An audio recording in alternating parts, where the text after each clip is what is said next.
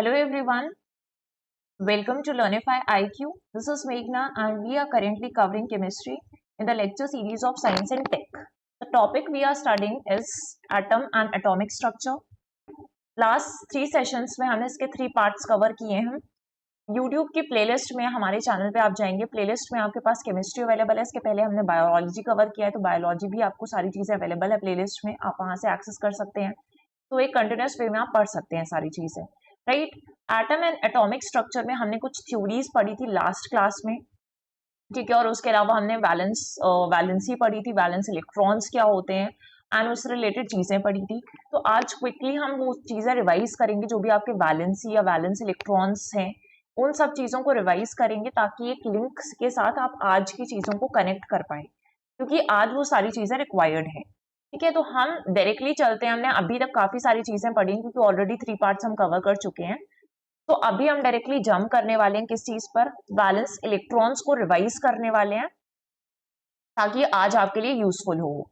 तो what are valence electrons? Valence electrons simply electrons होते हैं जो भी outer most shell of an atom में प्रेजेंट होते हैं, ठीक है. और यही इलेक्ट्रॉन्स इन्वॉल्व होते हैं केमिकल बॉन्डिंग में, राइट. यही इलेक्ट्रॉन्स इन्वॉल्व होते हैं केमिकल बॉन्डिंग में. ये टर्म आज आपके लिए काफी इंपॉर्टेंट है, राइट. हमने एग्जाम्पल में सोडियम का पढ़ लिया था. सोडियम हैज एटॉमिक नंबर 11, तो इसकी वैलेंसी हो जाएगी 281 के फॉर्म में. और ये जो लास्ट है वैलेंस इलेक्ट्रॉन है, यही बॉन्डिंग में पार्टिसिपेट करेगा और इसकी वजह से ये केमिकल बॉन्ड फॉर्म होगा, राइट. हमने कार्बन का एग्जाम्पल भी पढ़ा था. तो इस तरीके से आप उसका आपको किसी भी चीज का या किसी भी एलिमेंट का एटॉमिक नंबर मालूम होना बहुत ज्यादा इंपॉर्टेंट है. फिर उसके बाद से आप उसका इस फॉर्म में इलेक्ट्रॉनिक कॉन्फ़िगरेशन बना सकते हैं, जैसे 1s2 में है, ठीक है, 2s2 में है, फिर 2p में जाएंगे. तो अलग अलग ऑर्बिटल्स में इलेक्ट्रॉन की फिलिंग कैसे होती है वो भी आज हम देख लेंगे, क्योंकि जो हम थ्योरी पढ़ने वाले हैं उसमें ये चीजें रिक्वायर्ड है, ठीक है. वैलेंसी और वैलेंस इलेक्ट्रॉन्स के बीच में क्या डिफरेंस था कि वैलेंस इलेक्ट्रॉन्स स्पेसिफिक इलेक्ट्रॉन्स होते हैं जो बॉन्ड्स फॉर्म करने में काफी हेल्पफुल होते हैं या इन्वॉल्व वही होते हैं, right. And valency tells us how many bonds an atom can form, कि अभी कितने इलेक्ट्रॉन्स हैं. वैलेंसी क्या बता देगी कि हमें कितने बॉन्ड्स या एटम को कितने बॉन्ड्स फॉर्म करने हैं. ऑब्वियसली हमें नहीं, एटम को ही कितने बॉन्ड फॉर्म करने हैं ये बता देता है, ठीक है. वैलेंसी हमने पढ़ा है ability of an atom to bond with other atoms के साथ वो कैसे बॉन्ड्स फॉर्म कर सकती है. इसमें हमने हाइड्रोजन का एग्जांपल लिखा, इसकी वैलेंसी कितनी है, 1 है. ऑक्सीजन देखा जिसका एटॉमिक नंबर होता है 8, और 8 के हिसाब से अगर आप फिल करेंगे इलेक्ट्रॉनिक कॉन्फ़िगरेशन में तो आप ऐसे 2 और 6 ले सकते हैं. अब यहाँ पे क्या होना चाहिए, ऑक्टेट कंप्लीट करने के लिए, तो ऑक्टेट कंप्लीट करेगा या डुप्लेट कंप्लीट करेगा. ऑक्टेट कंप्लीट करने के लिए 8 इलेक्ट्रॉन्स होने चाहिए, डुप्लेट कंप्लीट करने के लिए आपके पास लास्ट शेल में 2 इलेक्ट्रॉन्स होने चाहिए. तो यहाँ पे 6 तो ऑलरेडी है लास्ट में, है ना. आउटर मोस्ट शेल में 6 इलेक्ट्रॉन्स, इसको 2 चाहिए था, तो ये 2 लेकर अपनी ऑक्टेट कंप्लीट करेगा 8 इलेक्ट्रॉन्स की, ठीक. और इस हिसाब से उसकी वैलेंसी आ जाएगी. फिर हमने क्या देखा कि किस तरीके से वैलेंसी को कैलकुलेट करना है. अगर आपको किसी भी तरीके से कोई भी डाउट्स, आपकी कोई भी क्वेरीज हैं, तो आप कमेंट सेक्शन में डेफिनेटली पूछ सकते हैं. We are going to answer that, right. So variable valency हमने समझी थी कि वेरिएबल वैलेंसी क्या हो सकती है, कि किसी एक सिंगल एटम की वैलेंसी अलग अलग तरीके से आ रही है, जो वो अलग अलग चीजों के साथ कंबाइन हो रहा है, ठीक, या फिर अलग अलग कंपाउंड्स फॉर्म कर रहा है. तो यहाँ पे हमने टाइप्स ऑफ वैलेंसी पढ़ी थी. इलेक्ट्रोवैलेंसी हमने पढ़ी. इलेक्ट्रोवैलेंसी, इलेक्ट्रॉन जब कंप्लीटली ट्रांसफर हो जाते हैं, इलेक्ट्रॉन एक एटम से दूसरे में कंप्लीटली उसने ट्रांसफर कर दिया है, तो इलेक्ट्रोवैलेंसी होती है. और इसी तरीके से हमने कोवैलेंसी भी पढ़ ली थी, कि कोवैलेंसी क्या है, जहां पर शेयरिंग ऑफ इलेक्ट्रॉन्स होगी, वो पूरी तरीके से दे नहीं रहा है, क्योंकि दोनों एटम्स के पास सेम नंबर ऑफ इलेक्ट्रॉन्स की कमी है. तो दोनों आपस में आकर ये डिसाइड करते हैं कि भाई तेरे पास भी कमी है, मेरे पास भी कमी है, तो इससे बेटर है कि लड़ाई हो, हम दोनों आपस में शेयरिंग कर लेते हैं, राइट. ये चीजें होती है आपकी कोवैलेंसी में. Now coming to today's topic, तो हम अभी के टॉपिक में क्या पढ़ने वाले हैं, बॉन्डिंग के बारे में पढ़ने वाले हैं, ठीक है. हम अभी क्या पढ़ने वाले हैं, बॉन्डिंग के बारे में पढ़ने वाले हैं. Just a second.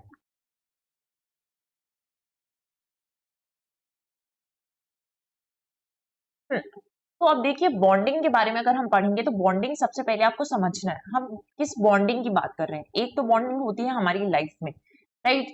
तो ये क्या होता है, जब हम किसी के साथ एक इमोशनल कनेक्शन फॉर्म करते हैं, दो इंडिविजुअल्स के बीच में कनेक्शन फॉर्म हो रहा है. अब जनरली ये जो कनेक्शन होता है फ्रेंड्स के साथ हो सकता है, फैमिली मेंबर्स के साथ हो सकता है, आपके कोई पार्टनर्स हैं उनके साथ हो सकता है, ठीक है.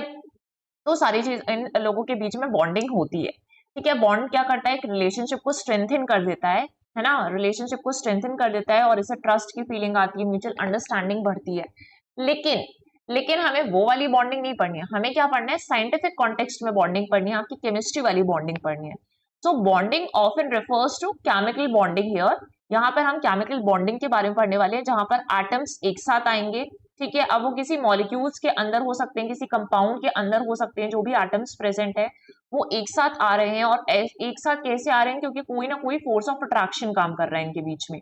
अगर इन दोनों को कंबाइन करना है कि हम ये एटम बोल रहा है भाई मैं तेरे साथ रहना चाहता हूँ, तो ये क्या बोल रहा है, या मैं तेरे साथ रहना चाहती हूँ, तो यहाँ पे क्या होगा, इनके बीच में एटम्स के बीच में फोर्स ऑफ अट्रैक्शन काम होगा और इस तरीके से ये दोनों साथ में रहेंगे।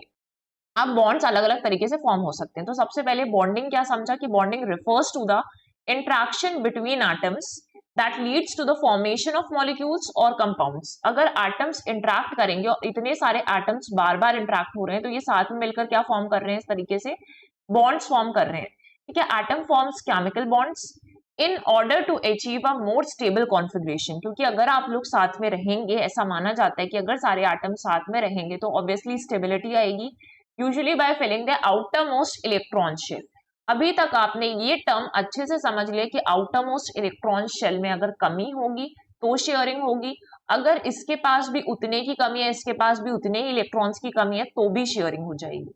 ये एक पूरी तरीके से दे भी सकता है और ये लोग आपस में शेयर भी कर सकते हैं। तो अब आपको टर्म क्लियर हो जाना चाहिए यहाँ पर कि बैलेंस शेल क्या है, क्योंकि just we have revise the thing, right. अब यहाँ पे देखिए the attraction force which hold various items, various items हो रहे हैं, various atoms ions together in different chemical species is called chemical bond. उसे हम क्या बोलते हैं, केमिकल बॉन्ड। अब जो बॉन्ड का फॉर्मेशन है वो एटम एटम के बीच में भी हो सकता है कि दोनों ही एटम है, या फिर एक एटम के बीच में और एक मॉलिक्यूल के बीच में। मॉलिक्यूल मतलब H2O, और अगर मैं सिर्फ एटम की बात कर रही हूँ तो H और H की बात कर लीजिए, यहाँ पर हाइड्रोजन और हाइड्रोजन की बात कर लेते हैं, ठीक है। या फिर हम बोलते हैं कि मॉलिक्यूल मॉलिक्यूल के बीच में भी हो सकता है कि अगर कोई एक मॉलिक्यूल और वो किसी मॉलिक्यूल के साथ बॉन्ड का फॉर्मेशन कर रहा है, या फिर आयंस आयंस के बीच में भी होने वाला है। इन सारे टर्म्स को देखकर आपको बिल्कुल भी नहीं घबराना है, क्योंकि ये सारी चीजें हम पढ़ने वाले हैं। If you are from non science background also, तो आपको इजी लैंग्वेज में सारी चीजें समझ में आने वाली है। अब देखिए energy is absorbed in making a bond और ड्यूरिंग अट्रैक्शन। ऑब्वियसली जब अट्रैक्शन होता है तो दोनों के बीच में कुछ ना कुछ एनर्जी एब्जॉर्ब होती है, बट यहाँ पर क्या होगा कि एब्जॉर्ब नहीं होती, एक्चुअली में यहाँ पे एनर्जी रिलीज होती है, ठीक है। ये टर्म गलती से लिख गया है कि अगर दो लोग साथ में आ रहे हैं तो दोनों ने एफर्ट्स लगाए होंगे ना, दो एटम साथ में कंबाइन हो रहे आ रहे तो दोनों ने अपने अपने एफर्ट्स लगाए होंगे, और जब एफर्ट्स लगाए होंगे तो उनकी एनर्जी भी रिलीज हुई होगी। तो ये आपको रखना है कि एनर्जी रिलीज होती है, और जब एनर्जी रिलीज हो रही है तो वो कौन सा प्रोसेस हो जाएगा, एक्सोथर्मिक प्रोसेस होगा। कौन सा प्रोसेस होने वाला है, ये एक्सोथर्मिक प्रोसेस होने वाला है, राइट। तो यहाँ पे ये चीज है, bonded atoms have a lower energy state than isolated atoms. अगर यहाँ पर आप देखिए ये जो आइसोलेटेड एटम्स थे अलग अलग, लेकिन अब ये दोनों कंबाइन हो रहे हैं और एक साथ आए हैं, तो ये जो बॉन्डेड एटम्स है इनके पास कम एनर्जी रहेगी, क्योंकि सारी एनर्जी तो रिलीज कर चुके होंगे। और जब एनर्जी कम रहेगी तो ये जो है वो स्टेबिलिटी इनकी क्या हो जाएगी, स्टेबल होने लगेंगे, और इस तरीके से बॉन्ड्स का फॉर्मेशन होगा। बहुत ज्यादा हाई एनर्जी पर है तो इधर उधर घूमते रहेंगे, कुछ नहीं होने वाला है। लेकिन जैसे ये पास में एफर्ट्स लगा के तो इनकी एनर्जी रिलीज हो गई और ये स्टेबल कंडीशन में आ गए, बॉन्ड्स का फॉर्मेशन हो गया, ठीक है। तो इस तरीके से आपको केमिकल बॉन्ड्स दिखते हैं, है ना, यहाँ पे। अब देखिए अब रीजंस क्या है, केमिकल बॉन्ड्स बनते क्यों है। तो स्टेबिलिटी अचीव होती है, अभी मैंने बता दिया कि atoms bond to achieve a stable electronic configuration, typically filling the outer shell को फिल करना चाहते हैं, ऑक्टेट रूल लग जाता है ना, ऑक्टेट रूल मैंने बता दिया आपको। फिर लोअरिंग एनर्जी, एनर्जी कम हो जाएगी क्योंकि एनर्जी रिलीज हो जाएगी, तो bond formation lowers the overall energy of the atom system making it more stable. तो स्टेबिलिटी अचीव करना है, यहाँ पर भी वही है, एनर्जी कम हो जाएगी। इलेक्ट्रोस्टैटिक अट्रैक्शन, कि जब आयनिक बॉन्ड्स फॉर्म ही क्यों होते हैं, क्योंकि उनके बीच में अट्रैक्शन काम कर रहा है। तो पॉजिटिवली जो पॉजिटिवली चार्ज आयंस और नेगेटिव चार्ज आयंस होंगे वो एक दूसरे को अट्रैक्ट करते हैं, है ना। तो ये अगर अपोजिट चार्जेस होते हैं तो अट्रैक्शन होता है, अगर सेम चार्जेस होते हैं, मैंने यहाँ पर भी माइनस बना दिया, यहाँ पर भी, ये दोनों नेगेटिव चार्जेस थे या दोनों पॉजिटिव थे, तो इन दोनों के बीच में रिपल्शन होने लगेगा, ठीक है। शेयरिंग इलेक्ट्रॉन्स होता है, covalent bonds form when atoms share electrons to complete the outer shells, right. तो यहाँ पे रीजन है कि केमिकल बॉन्ड का फॉर्मेशन क्यों होता है। इसके बाद देखिए क्लासिफिकेशन पढ़ना है केमिकल बॉन्ड्स का, वेरी इंपॉर्टेंट। अब देखिए दो टाइप्स के बॉन्ड्स का फॉर्मेशन होता है, या तो स्ट्रॉन्ग बॉन्ड्स का फॉर्मेशन होता है या फिर किस तरीके का बॉन्ड का फॉर्मेशन होता है, वीक बॉन्ड्स का फॉर्मेशन होता है। तो अगर हम स्ट्रॉन्ग बॉन्ड्स की बात करेंगे तो उसमें कौन कौन से बॉन्ड्स होते हैं, हम ये सारी चीजें कवर करने वाले हैं। सबसे पहला इंपॉर्टेंट है आपका आयोनिक बॉन्ड, हमने इलेक्ट्रोवैलेंसी पढ़ी है ना, उसी तरीके से ये होता है। फिर आ जाते हैं आपका कोवेलेंट बॉन्ड, हमने कोवेलेंसी पढ़ी हुई है, तो कोवेलेंट बॉन्ड हम पढ़ने वाले हैं। कोऑर्डिनेट बॉन्ड हम आज के सेशन में नहीं पढ़ेंगे, हम इसको नेक्स्ट क्लास में कवर करेंगे, तो अभी ये सारी चीजें बस इसे छोड़ने वाले हैं अभी, ठीक है। और मेटालिक बॉन्ड भी हम कवर करेंगे। इसके बाद अगर हम देखेंगे वीक बॉन्ड्स, जो कमजोर बॉन्ड फॉर्म हो रहे हैं, उसमें वैन डर वाल्स बॉन्ड आता है और हाइड्रोजन बॉन्ड आता है, ठीक है। तो आज हम ये वाला कवर करेंगे वीक बॉन्ड्स पे। बाकी आइए हम पढ़ते हैं बॉन्ड्स के बारे में। तो सबसे पहले हम स्ट्रॉन्ग बॉन्ड्स को देखने वाले हैं जो स्ट्रॉन्ग होते हैं। तो आयोनिक बॉन्ड, अब आयोनिक बॉन्ड से आपको कुछ चीज याद आ रही होगी आपको, आप याद करिए इलेक्ट्रोवैलेंसी क्या थी, है ना। आपको जस्ट याद करना है कि इलेक्ट्रोवैलेंसी चीज क्या थी। इलेक्ट्रोवैलेंसी क्या चीज थी, अब वैलेंसी आप समझते हैं वैलेंसी क्या है, ठीक है। Electrovalency means electrons. अब देखिए ऐसे बॉन्ड जहां पर एक आटम जो है कंप्लीटली अपना एक इलेक्ट्रॉन लॉस्ट कर देगा, 2 इलेक्ट्रॉन लॉस्ट कर देगा और दूसरे को दे देगा कि भाई तू एक्सेप्ट कर ले, तेरे पास कमी है, तो उसने कंप्लीट तरीके से जब छोड़ दिया है, दान ही कर दिया है अपना एक एटम अपना एक इलेक्ट्रॉन या 2 इलेक्ट्रॉन पूरी तरीके से कंप्लीटली ट्रांसफर कर दिया है, तो उस चीज को हम क्या बोलते हैं, आयनिक बॉन्ड का फॉर्मेशन हो रहा है वहां पर। तो formed when one atom completely lost the electron and the other one completely accept the electron, तब यहाँ पे क्या होता है, और ये तो हो गया, ये तो इलेक्ट्रोवैलेंसी में भी था मैम, लेकिन यहाँ पे अगर आप देखेंगे तो ये चीज आपको बताती है कि फॉर्मेशन भी होगा आयंस का, क्योंकि हम आयनिक बॉन्ड पढ़ रहे हैं, आयंस का फॉर्मेशन भी होगा देने से। तो जिस चीज ने अगर इस एटम के पास इलेक्ट्रॉन था तो उसने इसको दे दिया, ठीक है, तो इसके पास जो दान कर रहा है वो तो हमेशा महान इंसान ही होता है, बड़ा हो जाता है वो, तो ये क्या होगा, पॉजिटिव चार्ज होगा, और पॉजिटिव चार्ज है तो उसको हम क्या बोलते हैं, कैटायन बोलते हैं, कैटायन का फॉर्मेशन होता है। जो एक्सेप्ट कर रहा है क्योंकि उसके पास कमी थी, तो कमी थी, डिफिशियंसी थी, इसलिए इस पर क्या आ गया, नेगेटिव चार्ज आ गया, और अगर नेगेटिव चार्ज आ गया तो इसको हम आयंस के टर्म्स में क्या बोलते हैं, एनायन बोलते हैं, ठीक है। जब आप कैथोड पढ़ते हैं ना, हमने इलेक्ट्रोलिसिस में कैथोड और एनोड यूज किया था, तो इलेक्ट्रोलिसिस में कैथोड होता है नेगेटिव, ठीक है, और एनोड होता है पॉजिटिव, लेकिन यहाँ पे आपको याद रखना है आयंस के टर्म में कैटायंस पॉजिटिव हो जाते हैं, कैटायंस पॉजिटिव हो जाते हैं, और जो एनोड से एनायंस बन रहे हैं, है ना, इट इज डिफरेंट, एनायंस क्या आपके पॉजिटिव चार्ज है। तो ये समझ गए आप, in the formation of positive cations form होगा और नेगेटिव एनायंस फॉर्म होंगे। The electrostatic attraction between these oppositely charge ions hold them together, है ना, क्योंकि अगर सेम चार्जेस थे तो रिपल्शन हो रहा था, बट एक अलग अलग है तो यहाँ पे अट्रैक्शन होगा। अब सबसे पहले एग्जाम्पल देखिए, सोडियम क्लोराइड, तो बहुत अच्छे से समझ में आने वाला है इस एग्जाम्पल से। अभी हम यहाँ देखते हैं जनरल जो इक्वेशन दी हुई है कि अगर ए के पास इलेक्ट्रॉन है, वो एक मेटल है, तो ये क्या करेगा, ये दूसरे के पास जिस नॉन मेटल से उसके पास अगर कमी है तो उसको दे देगा, इलेक्ट्रॉन इसने कंप्लीट तरीके से ट्रांसफर कर दिया, तो यहाँ पे क्या आ गया, पॉजिटिव चार्ज, मतलब ये जो है वो क्या हो गया, ए जो है वो कैटायन बन गया, और जो बी है वो क्या बन गया, एनायन बन गया, राइट। ये इसलिए एनायंस और कैटायंस का फॉर्मेशन हुआ, इसलिए आयनिक मॉलिक्यूल है। अब coming to the example of sodium chloride के एग्जांपल पे आते हैं, विच इज NaCl। अगर आपको सोडियम याद है तो सोडियम का एटॉमिक नंबर क्या होता है, 11 होता है, अभी तक हमने बार बार पढ़ लिया। इसकी इलेक्ट्रॉनिक कॉन्फ़िगरेशन 281 पड़ेगी, 2 और 8 10 हो गए, लास्ट में 8 इलेक्ट्रॉन्स होने चाहिए, बट एक ही बचा ना फिल करने के लिए एटॉमिक नंबर के हिसाब से, तो यहाँ पे देखिए 281 है। अब ये 7 लेने के बजाय एक देना प्रेफर करता है, राइट, तो एक इसने डोनेट कर दिया किसको, क्लोरीन को। क्लोरीन का एटॉमिक नंबर क्या है भाई, 17 है, फिल कैसे करेंगे, 287, ठीक है, 287 17 हो जाएगा, इसको ये 7 देगा थोड़ी ना, इसको एक्सेप्ट कर लेगा, एक कम एनर्जी, ठीक है, 287, तो एक इलेक्ट्रॉन इसने एक्सेप्ट कर लिया और सोडियम ने कंप्लीटली डोनेट कर दिया, तो यहाँ पे क्या आ जाएगा, इसके पास पॉजिटिव चार्ज हो जाएगा, कैटायन का फॉर्मेशन एक चला गया, तो अब सिर्फ 2 और 8 बचे हैं, 2 और 8 यहाँ पे 10 इलेक्ट्रॉन्स बचे हैं। क्लोरीन ने एक्सेप्ट कर लिया तो क्लोरीन क्या हो गया, एनायन हो गया भाई, और इसके पास पूरे 2 8 और 8 आ गए, ठीक, तो समझ गए यहाँ से आप। एक और एग्जाम्पल देखिए कैल्शियम क्लोराइड का, है ना, कैल्शियम का एटॉमिक नंबर 2 8, यहाँ पे आपके पास 20 होता है इलेक्ट्रॉन, अगर आप एटॉमिक नंबर देंगे कैल्शियम को तो कैसे फिल करेंगे, 2 8 और 8 है ना। और उसके बाद भी आप देखेंगे यहाँ पर दो ही है लास्ट वाले में, आउटर मोस्ट शेल में 2 इलेक्ट्रॉन्स है। अब ये 2 इलेक्ट्रॉन्स किसके साथ बना रहा है, ये कैल्शियम और यहाँ पे ऑक्साइड के साथ दिया हुआ है, ठीक है। ये देखिए यहाँ पर ऑक्साइड के साथ दिया हुआ है। तो ऑक्सीजन में कितने एटम्स है आपके, ऑक्सीजन का एटॉमिक नंबर इज 8, तो 2 और 6 आप ले लेंगे। अब यहाँ पे क्या हो रहा है, 6 है, 2 और इलेक्ट्रॉन्स इसको चाहिए था। तो यहाँ पे अगर आप देखेंगे तो 2 इलेक्ट्रॉन्स कैल्शियम के पास एक्स्ट्रा थे, उसने इसको डोनेट कर दिए और इसके अब 2 इलेक्ट्रॉन्स पूरे हो गए।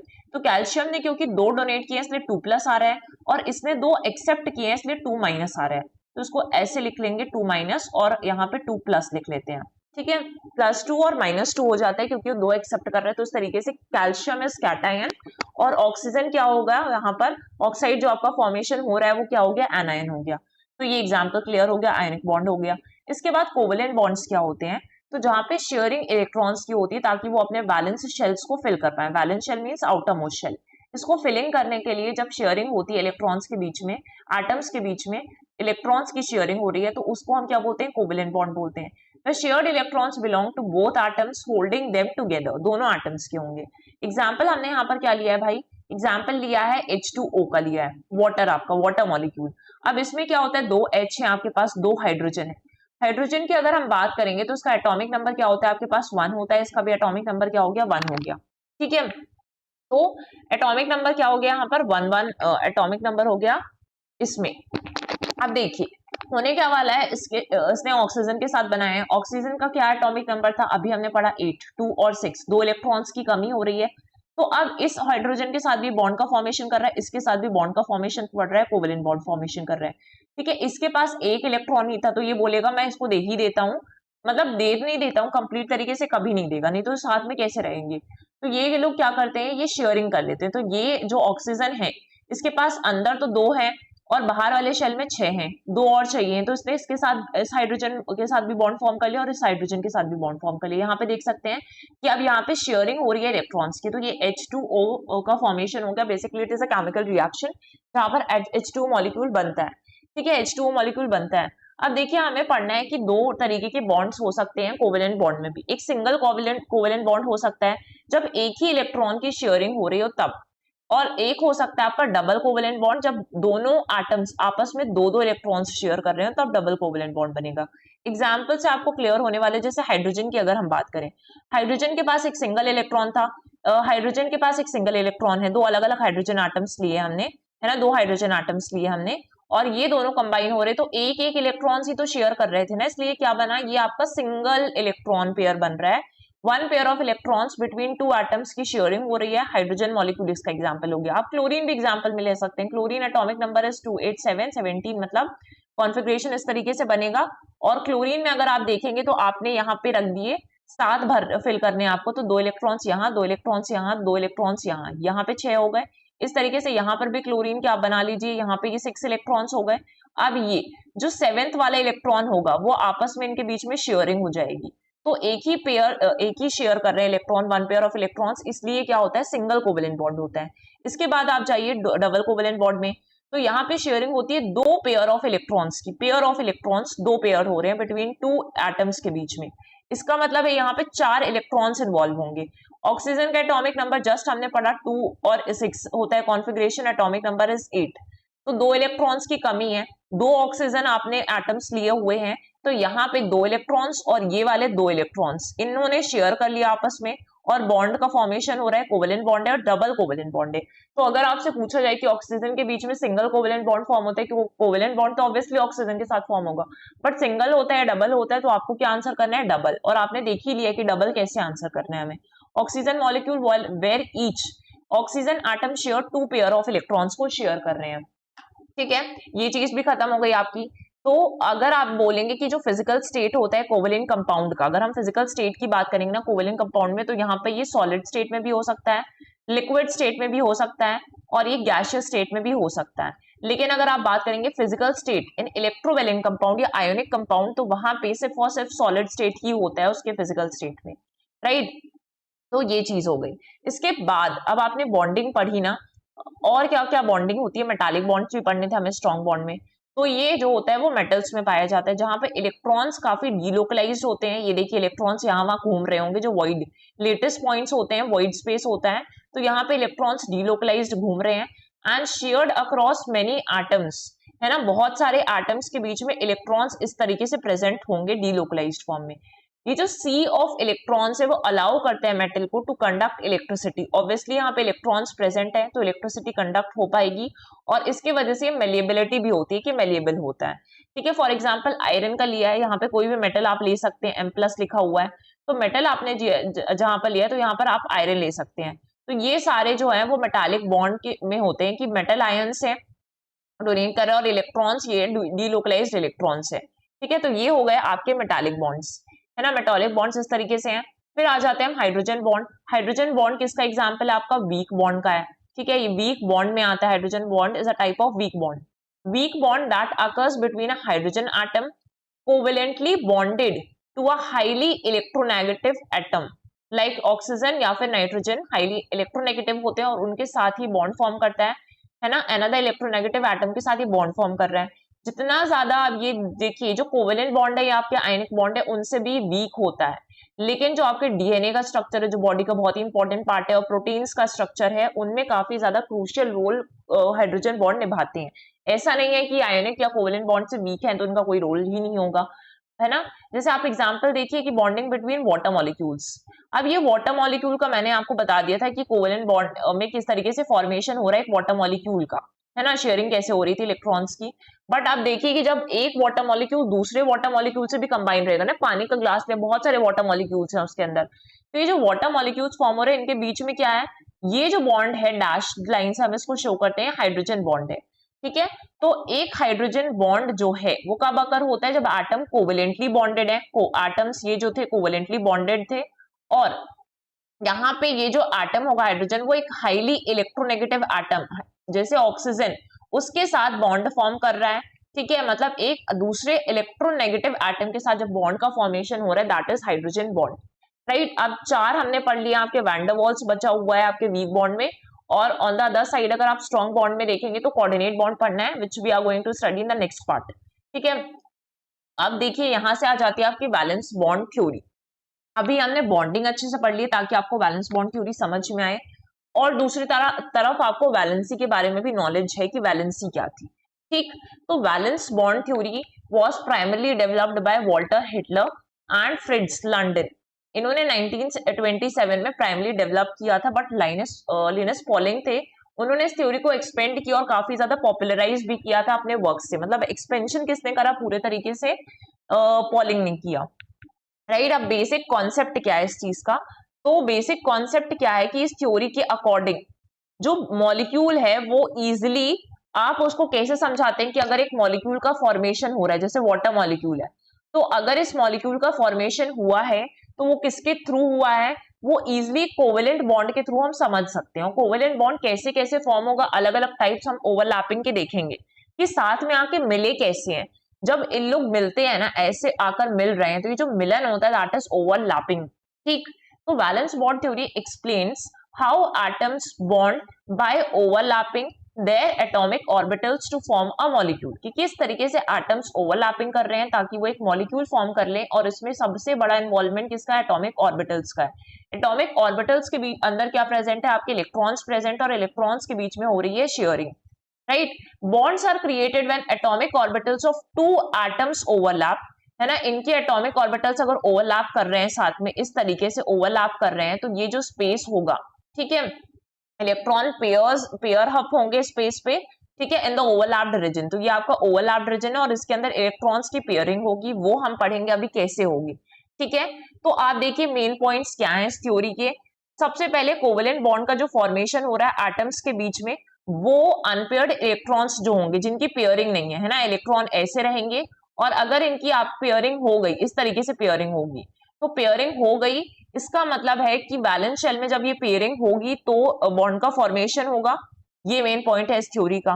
फिर अगर आप देखेंगे जब स्पिन ऑफ इलेक्ट्रॉन्स होंगे, इन इलेक्ट्रॉन्स की, इसको क्या बोलते हैं? जब इलेक्ट्रॉन फिलिंग करते हैं तो उसको स्पिन्स बोलते हैं। ये ऑपोजिट होनी चाहिए, ठीक है, फिलिंग के दौरान। और जो जितनी ज्यादा ओवरलैपिंग होगी इनके बीच में, जितनी ज्यादा ओवरलैपिंग होगी उतने ज्यादा बॉन्ड स्ट्रॉन्ग रहेंगे।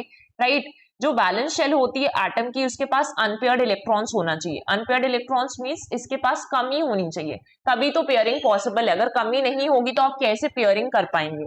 ठीक है, अभी आपको देखना है कि प्रिंसिपल क्या है यहाँ पर। तो एटॉमिक ऑर्बिटल्स ओवरलैप कर रहे हैं, जो स्ट्रेंथ होती है बॉन्ड की वो डिपेंड करती है on the extent of the overlap between orbitals.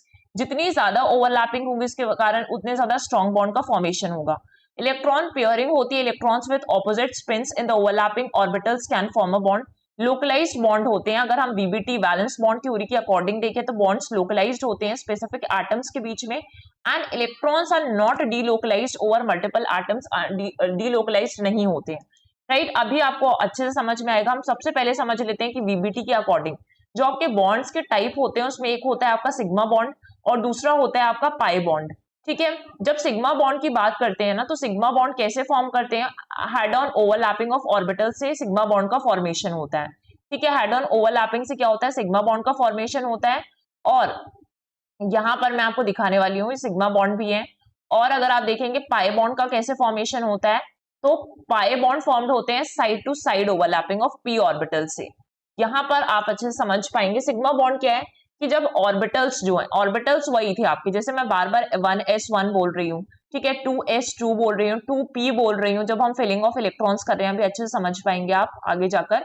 तो ये जो s है ना, ये ऑर्बिटल्स में हम फिलिंग कर रहे हैं, और ये जो दिखा रहा है ऊपर नंबर, वो किसको दिखा रहा है? इलेक्ट्रॉन्स को रिप्रेजेंट करता है ये नंबर। ठीक, कि आपने किस ऑर्बिटल पे कितने इलेक्ट्रॉन्स फिल किए हैं। जनरल भाषा में अगर मैं आपको दिखाऊं तो ये आपने शेल्स बनाई थी ना, तो ये शेल्स जो है आप इसमें इलेक्ट्रॉन की फिलिंग कैसे कर रहे हैं उसको दिखा रहा है। तो ये ऊपर वाला नंबर फिलिंग को दिखा रहा है, और जो आपके ऑर्बिटल्स हैं उसमें इलेक्ट्रॉन्स फिल हो रहे हैं। तो सिग्मा बॉन्ड का फॉर्मेशन कब होगा? When orbitals overlap along the inter nuclear axis, है ना, इस इंटर न्यूक्लियर एक्सिस में ओवरलैपिंग होगी बिटवीन द न्यूक्लियर ऑफ दो एटम्स। दो एटम्स आपने उठाए, ये इनके न्यूक्लियस है। अब यहाँ पे जब ओवरलैपिंग हो रही तो सिग्मा बॉन्ड फॉर्म हुआ है। ठीक है, ये दोनों एस ऑर्बिटल्स हैं जो स्पेरिकल शेप के होते हैं। तो जो आपका एस ऑर्बिटल होता है ना, वो स्पेरिकल शेप का होता है, ये आपको ध्यान रखना है। और ये जो आपका पी ऑर्बिटल है वो आपको डम्बल शेप का दिख रहा है। ठीक है, डम्बल शेप का दिख रहा है, तो ये इसका शेप भी याद रखना है। यहाँ पे सिग्मा बॉन्ड का फॉर्मेशन हो रहा है। फिर अगर आप देखेंगे एक एस ऑर्बिटल और एक पी ऑर्बिटल कंबाइन हो रहा है, तब भी सिग्मा बॉन्ड का फॉर्मेशन हो रहा है।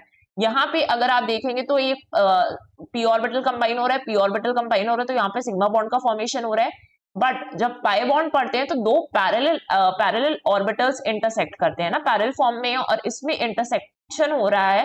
ये तो एक्सिल बोलते हैं, इस तरीके की चीजों को क्या बोलते हैं? ऐसे कॉम्बिनेशन को एक्सिल बोलते हैं यहाँ पर। लेकिन अगर आप देखेंगे पैरेलल ऑर्बिटल्स इंटरसेक्ट कर रहे हैं, ओवरलैप कर रहे हैं परपेंडिकुलर वे में टू द बॉन्ड एक्सिस, तब इसको हम क्या बोलते हैं? पाई बॉन्ड बोलते हैं। तो ये हो गया आपके टाइप्स ऑफ ओवरलैपिंग कि जब दो ऑर्बिटल्स डिफरेंट एटम्स में ओवरलैप होते हैं तो किस किस तरीके का फॉर्मेशन होता है। ठीक है, तो अभी हम पढ़ने वाले हैं बैलेंस बॉन्ड थ्योरी के बारे में। ये तो देख लिया। अब क्या लिमिटेशंस क्या थी इस थ्योरी की, कि इसमें डीलोकलाइजेशन नहीं हो रहा था। Balance bond theory doesn't explain the delocalization of electrons. जो यहाँ वहां इलेक्ट्रॉन्स आपके घूम रहे थे ना, उसका डीलोकलाइजेशन एक्सेप्ट नहीं एक्सप्लेन किया। जैसे मॉलिक्यूल्स हैं आपके बेंजीन वगैरह में, तो सारे मॉलिक्यूल्स में उसको एक्सप्लेन करना था ना, कि अगर डीलोकलाइजेशन हो रहा है इलेक्ट्रॉन्स का, यहाँ वहां घूम रहे हैं इलेक्ट्रॉन्स, तो क्यों हो रहा है? कुछ मॉलिक्यूल्स में एक्सप्लेन नहीं कर पाया ये। फिर magnetic properties, it doesn't effectively explain the magnetic properties of molecules, इसको भी नहीं एक्सप्लेन कर पाया। कोई बॉन्डिंग एनर्जीज नहीं थी, no bonding energies. VBT doesn't give precise bond energy, और मॉलिक्यूलर शेप प्रेडिक्शंस नहीं बता पाए सारे मॉलिक्यूल्स के लिए। तो ये लिमिटेशंस थी। एप्लीकेशंस कहाँ कहाँ पर है? जब आप H2, Cl2, CH4 इन सब के स्ट्रक्चर को एक्सप्लेन करते हो, ये क्योंकि सारे मॉलिक्यूल्स हैं आपके, हाइड्रोजन मॉलिक्यूल है, Cl2 मॉलिक्यूल है, तो इनके जो सिंपल कोवेलेंट मॉलिक्यूल्स हैं, आपको उसके स्ट्रक्चर को इस थ्योरी की हेल्प से अच्छे से एक्सप्लेन कर सकते हो। ठीक है, and it provides insight into the geometry of molecules based on the type of hybridization के बेसिस पर भी। तो ये भी हम पढ़ने वाले हैं कि कैसे ओवरलैपिंग होती है।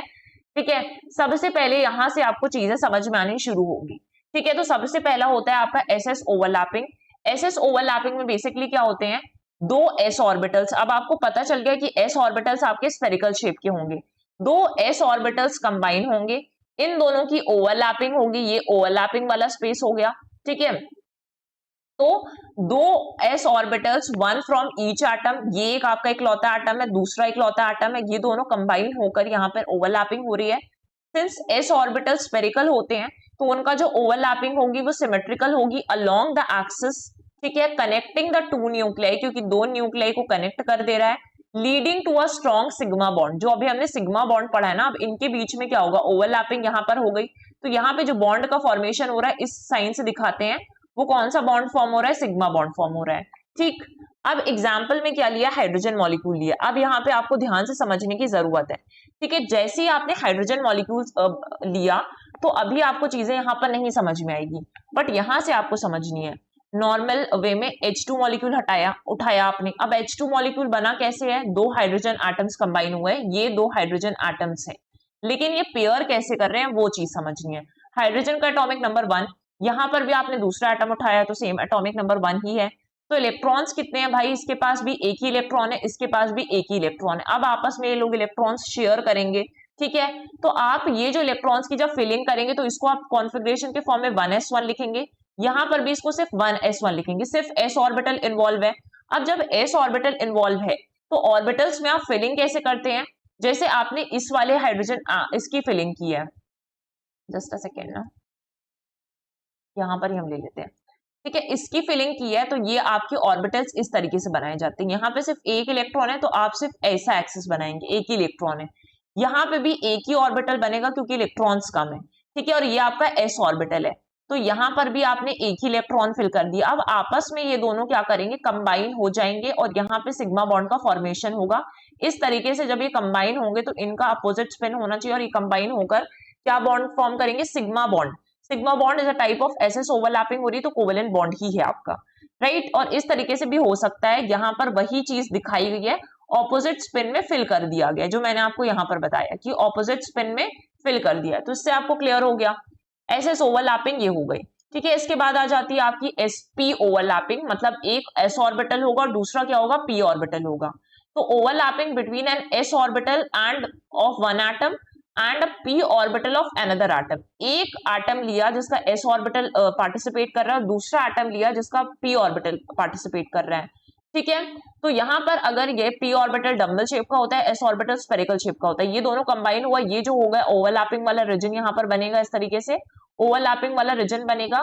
ठीक है, और बॉन्ड भी कौन सा फॉर्म हो रहा है, सिग्मा बॉन्ड फॉर्म हो रहा है। ठीक है, सिग्मा बॉन्ड फॉर्म हो रहा है, यहां से हमने पढ़ा था ना, ये देखिए s ऑर्बिटल और p ऑर्बिटल कंबाइन हो रहा है, क्या फॉर्म हुआ, सिग्मा बॉन्ड फॉर्म हुआ। सेम चीज यहाँ पर भी वही चीज हो रही है। ठीक है, अब यहाँ पे एग्जाम्पल लेना है। एग्जाम्पल क्या लिया है मैंने, हाइड्रोजन फ्लोराइड यूज किया है। ठीक है, हाइड्रोजन फ्लोराइड को HF से यूज करेंगे। अब देख लीजिए, हाइड्रोजन है, हाइड्रोजन का अगर आप एटॉमिक नंबर उठाएंगे तो 1 है। ठीक है, इलेक्ट्रॉन्स कैसे फिल होंगे भाई, 1s1 फिल होंगे। तो अगर मैं इसका ऑर्बिटल बना दूं 1s1 में, तो एक ही इलेक्ट्रॉन है आपके पास, फिल कर दिया आपने। अब आ जाते हैं फ्लोराइड पर, फ्लोरीन पे आएंगे तो फ्लोरीन जो है एक साथ आए तो हाइड्रोजन फ्लोराइड बोल रहे हैं। फ्लोरीन का अगर आप एटॉमिक नंबर देखेंगे तो फ्लोरीन का एटॉमिक नंबर इज 9। फिलिंग कैसे करेंगे, 1s में 2, 2s में 2 आ गया और 2p में कितना हो गया आपके पास, 2p में 5 हो गया। अब सिर्फ हम लास्ट इलेक्ट्रॉन्स की फिलिंग करते हैं। ठीक है, यहाँ पे जो ये वाला पार्ट दिख रहा है इसकी बस फिलिंग आप पूरा बना सकते हैं, मैं आपको पूरा ही बना कर दिखाती हूँ, ये पूरा। ठीक है, अगर आपने s इलेक्ट्रॉन बनाया तो 1s में आप 2 इलेक्ट्रॉन्स फिल कर दिया ऑपोजिट डायरेक्शन में, ये हो गया आपका 1s वाला। ठीक है, फिर उसके बाद से मैंने 2s बनाया, 2s में भी 2 इलेक्ट्रॉन्स हैं, तो मैंने इस पहले को फिल करा और फिर इसको फिल करते हैं। फिर जब आप p ऑर्बिटल को फिल करेंगे ना तो p में इस तरीके से 3 पार्ट्स आ जाते हैं। ठीक है, x, y और z के लिए। यहाँ पर अगर आप देखेंगे तो पहले आपको सिंगल वाले 5 इलेक्ट्रॉन्स फिल करने इसमें, लेकिन आपको पहले ऐसे वाले फिल करने होते हैं, 1 हो गया, 2 हो गया, 3 हो गया, फिर ऑपोजिट वाले करने होते हैं। तो यहाँ पर आपका 4 हो गया और ये 5th हो गया। ये वाला बचा ना, ये अनपेयर्ड इलेक्ट्रॉन कहलाता है। क्या कहलाता है, अनपेयर्ड इलेक्ट्रॉन कहलाता है। अब ये जो अनपेयर्ड इलेक्ट्रॉन वाला डिब्बा बचा है, ये जो ऑर्बिटल बचा है, यही इस अनपेयर्ड वाले ऑर्बिटल के साथ कंबाइन होगा, मतलब इसका s ऑर्बिटल कंबाइन हो रहा है, देख सकते हैं आप इसका, लेकिन इस वाले का कौन सा वाला, p ऑर्बिटल कंबाइन हो रहा है। ये p वाला पार्ट था ना जो हमने ये फिल किया है, तो इसमें से s पार्टिसिपेट कर रहा है और इसमें से p पार्टिसिपेट कर रहा है, इसलिए s और p। ठीक है, p आपका डबल शेप में होता है, s आपका किस में होता है, स्फेरिकल शेप में होता है। इन दोनों का कॉम्बिनेशन हुआ, दोनों के पास एक एक इलेक्ट्रॉन, इसने अपना एक इलेक्ट्रॉन दिया, इसने एक इलेक्ट्रॉन, शेयरिंग हो गई, तो sp ओवरलैपिंग हो गई यहाँ पर। क्लियर, आप HCl का एग्जाम्पल भी यूज कर सकते हैं यहाँ पर। इसके बाद आती है pp ओवरलैपिंग, मींस अब क्या होगा कि pp ऑर्बिटल्स कंबाइन होंगे, दोनों एटम्स जो आप दो डिफरेंट एटम्स यूज कर रहे हैं, दोनों के p ऑर्बिटल्स ही आपको लेने हैं। ठीक है, इस तरीके की ओवरलैपिंग में क्या होता है, forms a sigma bond. Sigma bond का फॉर्मेशन हो रहा है with electron density along the internuclear axis. ठीक है, अब इसमें टाइप्स होते हैं, एक तो होता है आपकी एंड टू एंड ओवरलैपिंग होगी, जैसे यहाँ पे हो रहा है कि दो पी ऑर्बिटल्स इस तरीके से हो रहे हैं, ठीक है, कंबाइन होकर इस तरीके से एक्सल में पार्टिसिपेट कर रहे हैं, तो यहाँ पे सिग्मा बॉन्ड का फॉर्मेशन होगा। कौन सा बॉन्ड फॉर्म होगा? सिग्मा बॉन्ड फॉर्म होगा जब इस तरीके से होगी। एग्जाम्पल लिया फ्लोरीन आपका, इसमें फ्लोरीन मॉलिक्यूल का एग्जांपल लेना, पीपी ओवरलैपिंग। अब देखिए फ्लोरीन का जस्ट मैंने बता दिया आपको किस तरीके से थी, है ना। फ्लोरीन का आप यहीं से उठा लीजिए ताकि हमें बार बार ना लिखना पड़े। तो यहाँ पे आप देख सकते हैं फ्लोरीन का एटॉमिक नंबर 9 है। फिलिंग इस तरीके से ही होगी, दो आप फ्लोरीन के बनाएंगे और दोनों में क्या हो रहा है, देखिए यहाँ पर भी अगर आप दो मॉलिक्यूल्स ले लेंगे तो ये पी ही है आपका, पी ऑर्बिटल है, और एक और ऐसा ही आपने बना दिया, दोनों सेम ही आपके आटम है ना, तो यहाँ पे भी फ्लोरीन का बना दिया, तो यहाँ पर भी आप फ्लोरीन के आटम की फिलिंग बनेंगे, दोनों के पी ऑर्बिटल्स कंबाइन होंगे, और दोनों के पी ऑर्बिटल्स में आप देख सकते हैं कि अगर आप फ्लोरीन का एटॉमिक नंबर लेंगे 9 है, तो यहाँ पे आप देखेंगे 2 और 7 इस तरीके से जर्नल लेवल पे इस तरीके से फिल करेंगे। ठीक है, इलेक्ट्रॉन्स आपके एक एक पार्टिसिपेट कर रहे हैं, दोनों आपस में शेयरिंग कर लेंगे और इस तरीके से बॉन्ड का फॉर्मेशन होगा। ये एंड टू एंड ओवरलैप करते हैं पीपी ओवरलैपिंग के अंदर ही। लेकिन पीपी ओवरलैपिंग में साइड वाइज ओवरलैपिंग भी हो सकती है। साइड वाइज में क्या होता है, पाई बॉन्ड का फॉर्मेशन होता है। तो in this type of overlapping P orbitals of sideways overlap and pi bond का फॉर्मेशन होता है। तो अगर आप उठाएंगे किसका, हम देख लेते हैं ऑक्सीजन देख लेते हैं। ठीक है, ऑक्सीजन देखना है आपको और ऑक्सीजन मॉलिक्यूल ही देख पाएंगे आप। अब यहाँ पर मैं आपको बना देती हूँ ऑक्सीजन मॉलिक्यूल। ठीक है, दो मॉलिक्यूल के लिए आप यहाँ पे ले लीजिए, ओ एटॉमिक नंबर क्या है 8 है, तो आप इसकी कॉन्फ़िगरेशन कैसे लिखेंगे भाई, 1s2 लिखेंगे, 2s2 लिखेंगे और 2p में कितना लिखेंगे 4, 8 हो गए ना ये टोटल। यहाँ पर भी ऐसे ही करना है 1s2 2s2 और यहाँ पर भी क्या ले लेंगे 2p4 ले लेंगे। अब हम इसके बना देते हैं इलेक्ट्रॉन्स की फिलिंग। तो यहाँ पर ये हो गया s ऑर्बिटल, ये हो गया आपका ये 2s वाला ऑर्बिटल, और p ऑर्बिटल्स में आपके पास कितने पार्ट्स हैं, यहाँ पर 3। ठीक है, इस तरीके से फिलिंग हो गई। इसमें भी सेम ऐसे ही बनेगा 1s के लिए, ये वाला 2s के लिए, और यहाँ पर भी क्या बनेगा 2p वाले 4 के लिए। बन गया ये। अब फिलिंग कर देते, तो 1s में आपने 2 इलेक्ट्रॉन्स पहले ऐसे फिल कर दिए, 2s में भी आपने 2 इलेक्ट्रॉन्स फिल कर दिए, 4 आपको फिल करना है तो पहले आप 1 2 3 इस तरीके से फिल करेंगे, फोर्थ वाला यहाँ पर आ जाएगा, तो पेयरिंग हो गई, 2 अनपेयर्ड इलेक्ट्रॉन्स बच रहे हैं। ठीक है, ऐसा नहीं है कि 4 यहाँ पर आपने यहाँ पर फिल कर दिया, ये गलत चीज होगी अगर आपने 4 यहीं पर खत्म कर दिया। तो फिलिंग यहाँ पर करेंगे तो 1s में वैसे ही हो गया फिलिंग, इस तरीके से भी आपने पहले ये वाली फिलिंग कर दी और फोर्थ वाले को यहाँ पर डाल दिया है। ठीक है, अभी हमें p के पार्ट्स ही लेना है, तो इसको हम बोलते हैं px, इसको हम बोलेंगे py और इसको बोलेंगे हम pz। ठीक है, यहाँ पर भी ऐसा हो जाएगा px py और pz। अब ऑब्वियसली आपको पता है x तो पूरे फिल है, तो ये तो कॉम्बिनेशन कंबाइन होंगे नहीं, कोई केमिकल बॉन्ड नहीं फॉर्म करेगा। लेकिन किसका कॉम्बिनेशन हो रहा है, py का कॉम्बिनेशन हो रहा है, pz का कॉम्बिनेशन हो रहा है। ठीक है, तो ये वाले साइड को pz मान लीजिए एक्सिस में, और ये वाला हो गया आपका py हो गया। ठीक है, है ना, इसको py मान लेते हैं और ये वाला px हो गया। तो px के बीच में तो ऑलरेडी फिल है, यहाँ पर बॉन्ड फॉर्मेशन हुआ। अब यहाँ पे आप देखेंगे तो इन दोनों py वाले के बीच में फिल हो जाएगा, बॉन्डिंग फॉर्म हो जाएगी, पाई बॉन्ड का फॉर्मेशन हो रहा है। और यहाँ पर आप देखिए इसके बीच में जो हो रहा है वो सिग्मा बॉन्ड का फॉर्मेशन हो रहा है, क्योंकि एंड टू एंड ओवरलैपिंग बात कर रहे हैं, है ना। एंड टू एंड ओवरलैपिंग में हमने क्या बोला था कि सिग्मा बॉन्ड फॉर्म हो रहा है। तो अगर आप एंड टू एंड ओवरलैपिंग देखेंगे तो ये जेड जेड वाले कंबाइन हो गए, क्योंकि ये भी अनपेयर्ड इलेक्ट्रॉन्स ही थे, तो ये आपस में कंबाइन हो गए, तो ये हो गया आपका पीपी साइड वाइज ओवरलैपिंग। तो अभी हमने पढ़ लिया टाइप्स ऑफ ओवरलैपिंग। अगर आपको इनमें कोई भी डाउट है तो आप डेफिनेटली हमसे पूछ सकते हैं, कमेंट सेक्शन में आप करेंगे, we are going to respond to that, right. PDF आपको लास्ट जो पार्ट होगा, मोस्ट प्रोबेबली आपका जो नेक्स्ट पार्ट होने वाला है, that is going to be the last part of this session, और उसके बाद दिस टॉपिक, और उसके बाद से आपको पीडीएफ मिल जाएगा, तो आप वहां से रिवाइज कर सकते हैं। ठीक है, बाकी हमने सारे टाइप्स की ओवरलैपिंग पढ़ ली है, तो आज के सेशन में बस इतना ही। Thank you everyone.